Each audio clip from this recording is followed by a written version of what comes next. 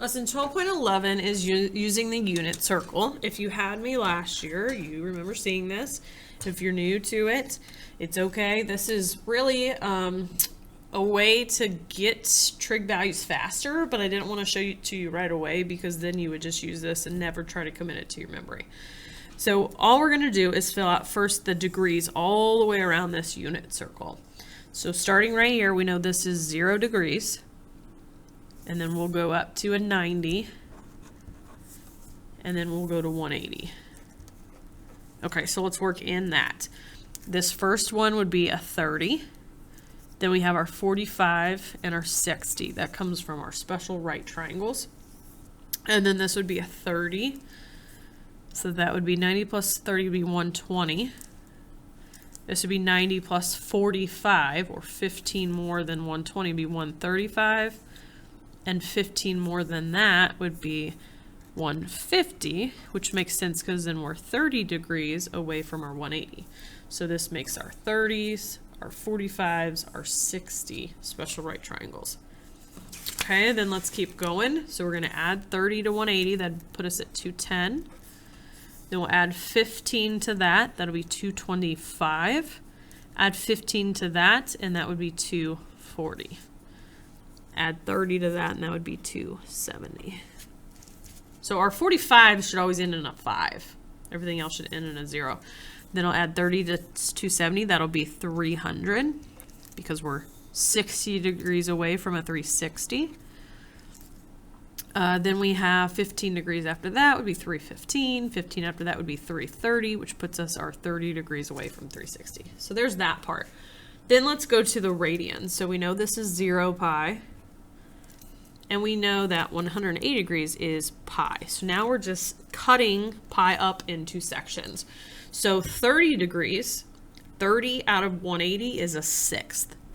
So pi over 6. Because it takes 1, 2, 3, 4, 5, 6 of those 30s to make a 180. 45, that is 1/4. Because 45 is a half a 90, so it's a fourth of 180. So that's our pi over 4. Then we have our 60. Our 60 is a third of 180. And so that's going to be our pi over 3. So I know it seems like these should be switched, but think about eating a third of a cake is more than a sixth of a cake. Okay? And then we know 90 is a half a pi, or pi over 2. Here's where it gets a little bit trickier. We want to think about what would 1 whole be if it were thirds? Wouldn't that be 3/3? So we don't want to be 3/3. We would want this one to be a 2/3. 2 pi over 3. So this was our 1/3, 2/3, 3/3.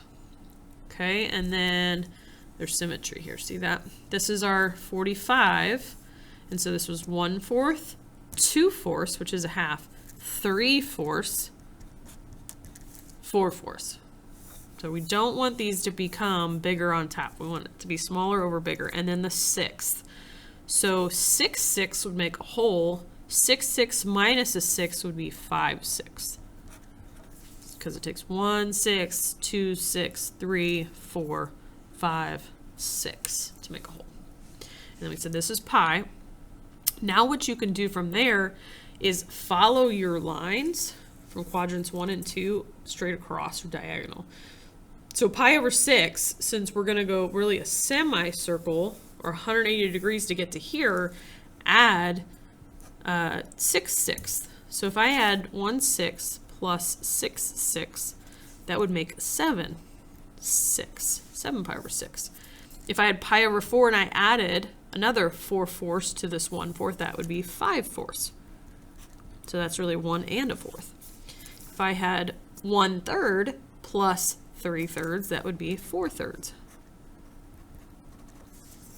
If I have 1/2 and I add another 2/2, that would give me 3/2.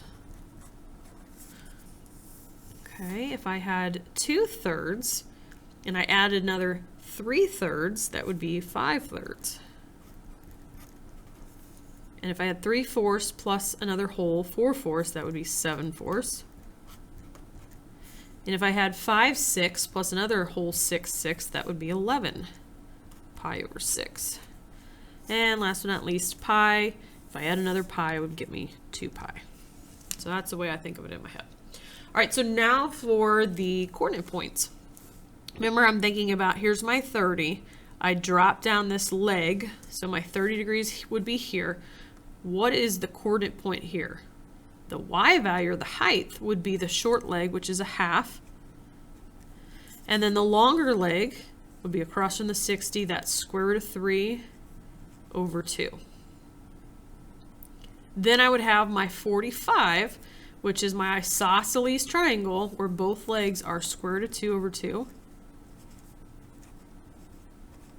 And then I would have my 60 right in here. So across from it, my height would now be the longer leg. See how long this would be? So that would switch and be square root of 3 over 2. And now my adjacent, or my cosine, or my x would be 1/2. And so these are just reversed. Then my last ones would be, I guess, doing these, which are easy. This is just the ordered pair going right one, not up or down any. And this would be not going right or left any, but going up one. From there, we can simply kind of mirror all these things. So all your 30s, your reference angle of 30, here and here and here and here, they need to be your something over 6, right? Those are all going to be the same, square root of 3 over 2, 1/2.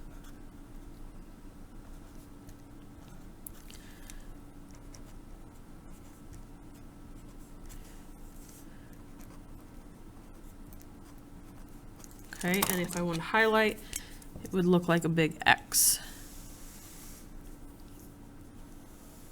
Because all of these triangles are going to be exactly the same size if I connect it to the x-axis, right? They're all the same size, so that's why their coordinate points, their x and their y, or the legs of the triangles, are the same. Okay, then I could do my fourths. My fourths are all going to be square root of 2 over 2.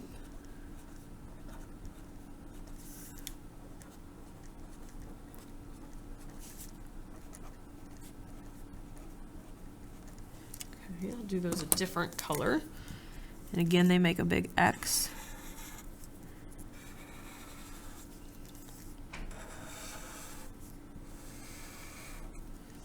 Okay, and then I have my thirds, which are all going to be 1/2 comma square root of 3 over 2.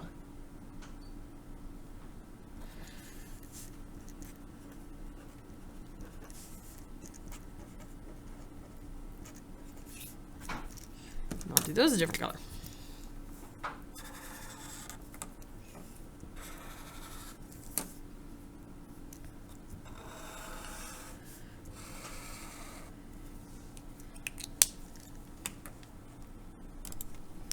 And then we need to finish up these quadrantals. This would be going back one, not up or down any, and this would be going 0, down 1. Okay, the only other thing we need to change is our sign. So we know in quadrant 1, everything's positive, right? Positive x, positive y. This one is a negative x because it goes left and up. So I need to make all of my x values be a negative.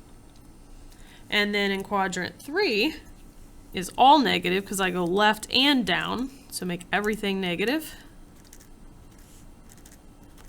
And quadrant 4, I go right, which is a positive x, and then down is a negative y value. So then in each quadrant, let's go ahead and write what's positive. I'm not even going to write what's negative because if you know what's positive, then you know what else is negative. So quadrant 1 is all. Quadrant 2, my y's are positive, right? I'm going up. So positive here would be sine. Positive in quadrant 3, since I have a negative y divided by a negative x, that means tangent's positive. And then in quadrant 4, I'm to the right, my x's are positive, so that means cosine is positive. So this is that all students take classes.